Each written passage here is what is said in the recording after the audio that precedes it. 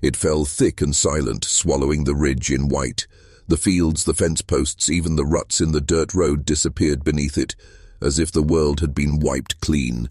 Inside the house, the fire burned hot, the shutters stayed closed, and Thomas seemed more watchful than ever. He kept the key to the front door in his pocket now, jingling it absently when he thought she wasn't looking.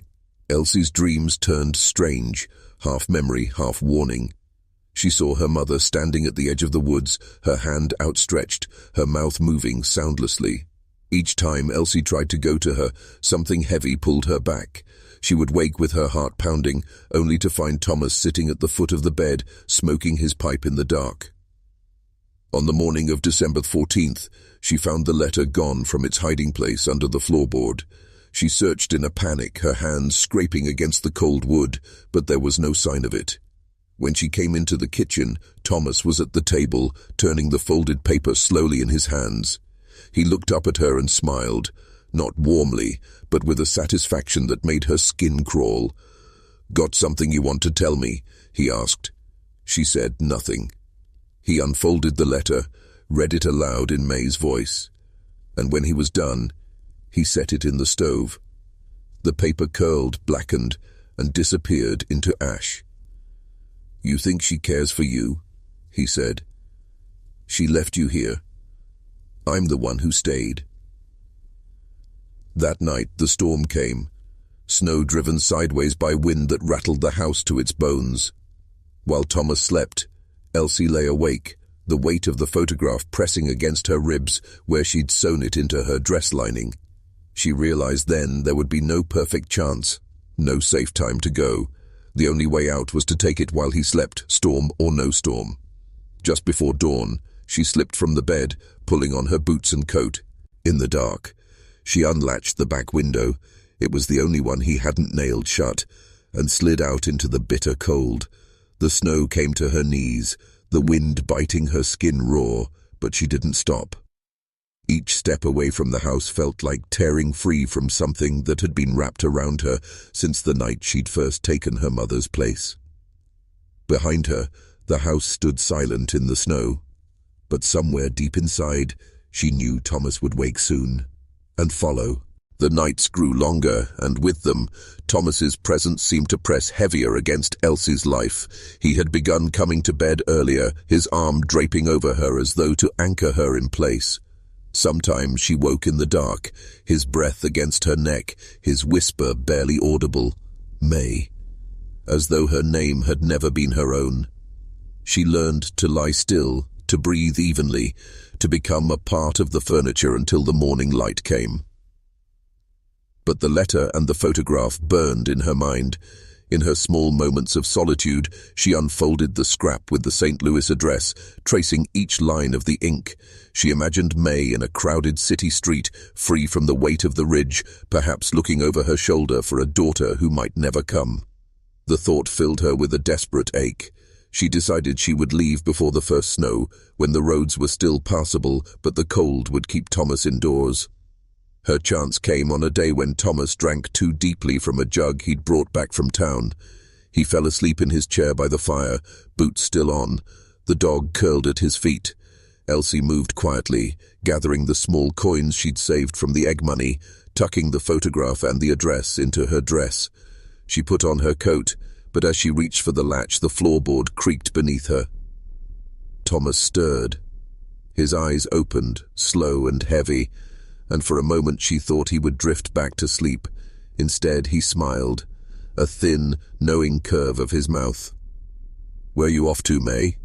he asked, his voice soft but edged. Her throat closed. She didn't answer, just tightened her grip on the door.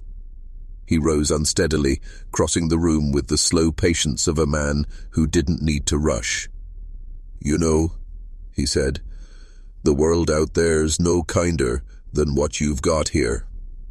He reached out, brushing a strand of hair from her face, his fingers lingering against her cheek.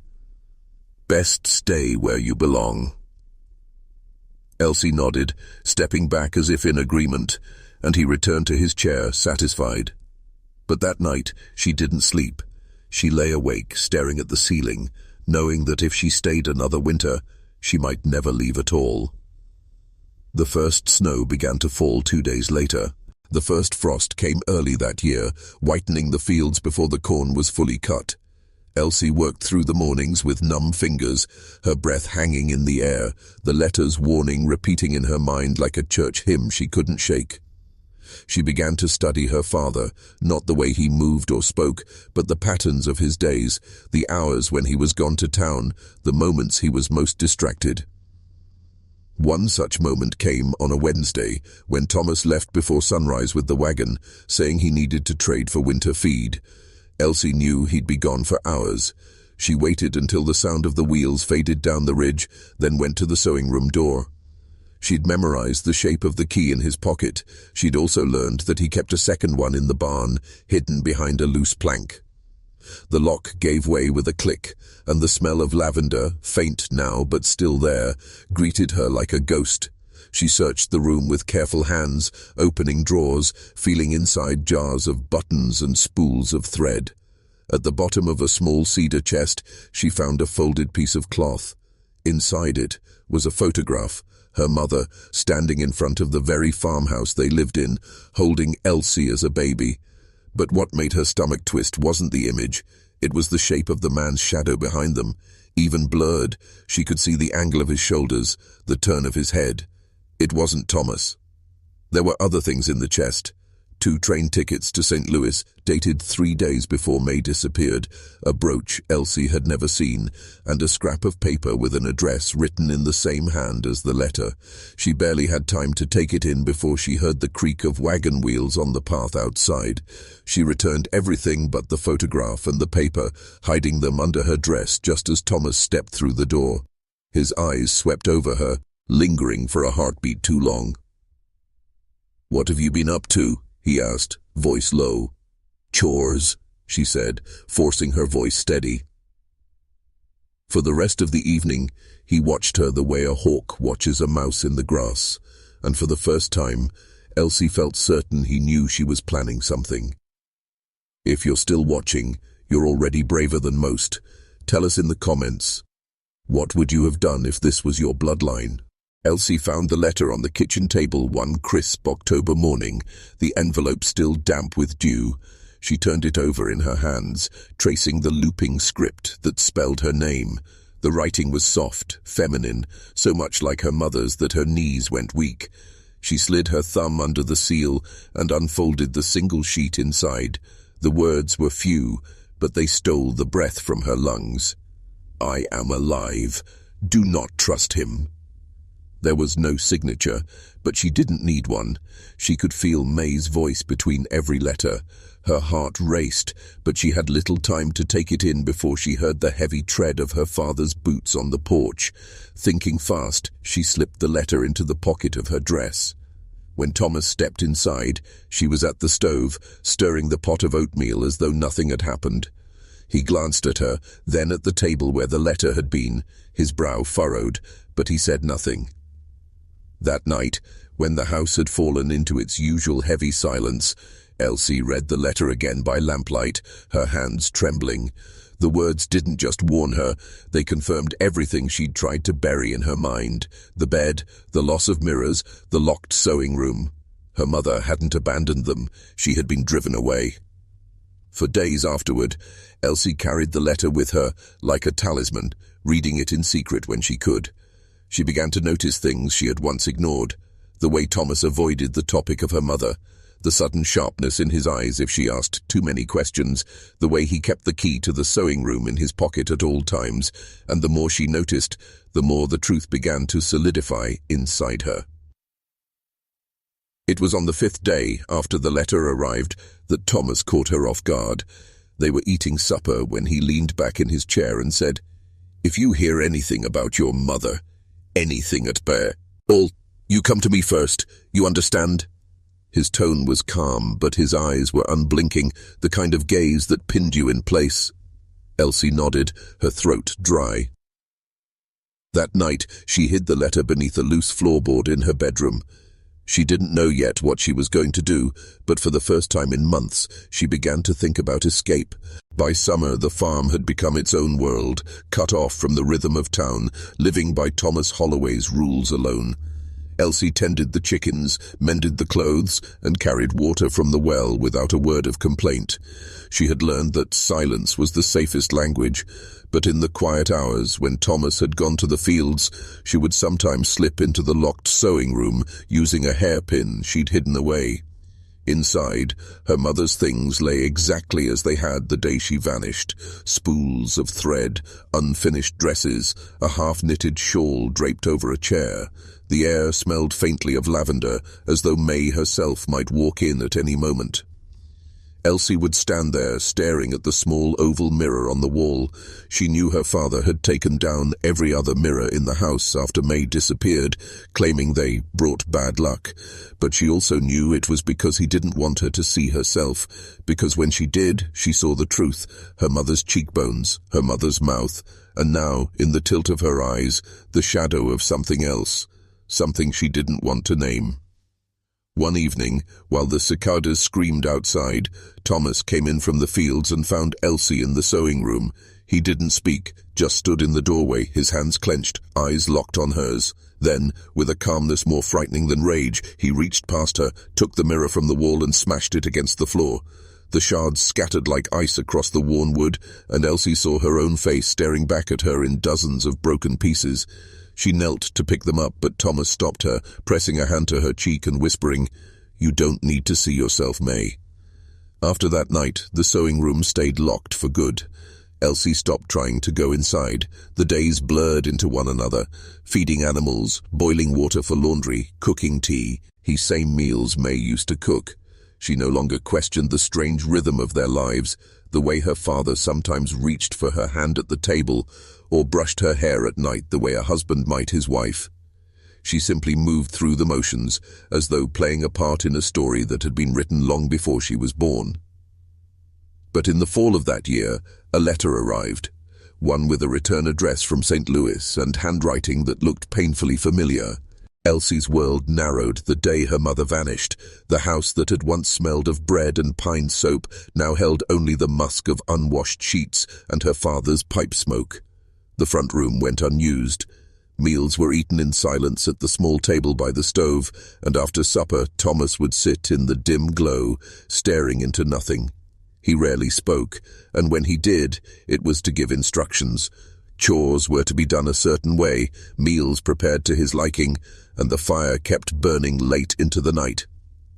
At first, Elsie slept in her own room, but the house was old, and winter winds found every crack in its bones. Thomas told her it was wasteful to keep two fires going, that she should sleep in the big bed until the cold broke. The first night she moved in, she lay on the far edge, turned toward the wall, listening to the rasp of his breathing. She told herself it was only for warmth. That's what she told herself every night that followed. The town didn't see her much after that. When she did appear, her hair was pinned in a way her mother never wore it, her dresses buttoned too high as though hiding something. She didn't meet anyone's eyes.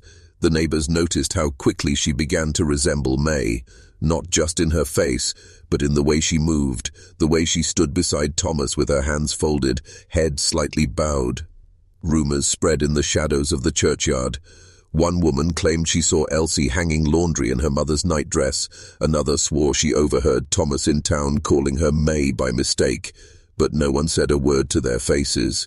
The Holloways were an old family in the Ridge, tied to land and blood in ways outsiders wouldn't understand. Breaking that silence meant breaking the order of things. And for people here, that order was all that kept the mountains from swallowing them whole. Still, not everyone could look away. A traveling preacher, passing through in the spring of 1925, took note of the strange stillness in Elsie's eyes when she attended his sermon. He wrote about it in his journal, that the girl seemed trapped behind glass, her voice small, her body carrying a sorrow too heavy for her age. He left town the next morning. No one ever saw him again. Under the soft light of a single oil lamp, she walked down the hall barefoot, the old floorboards groaning under her weight as if warning her to turn back. But she didn't. She couldn't. In the small, drafty bedroom at the end of the hall, her father lay waiting. his eyes shadowed, his breathing heavy, the space beside him empty for the first time in years.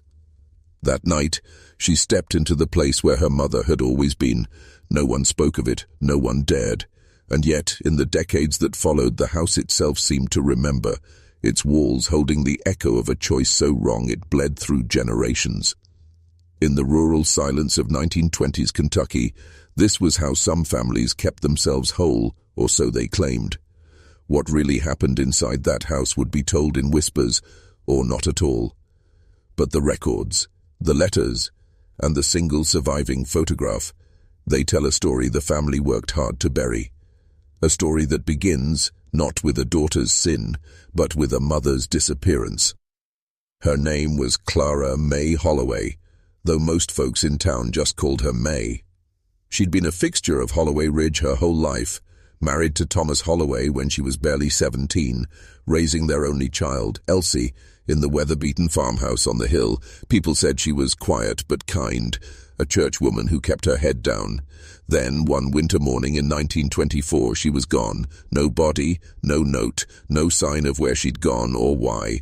The sheriff chalked it up to runaway fever, said maybe she'd grown tired of the cold and the work and the man she'd been bound to since she was a girl.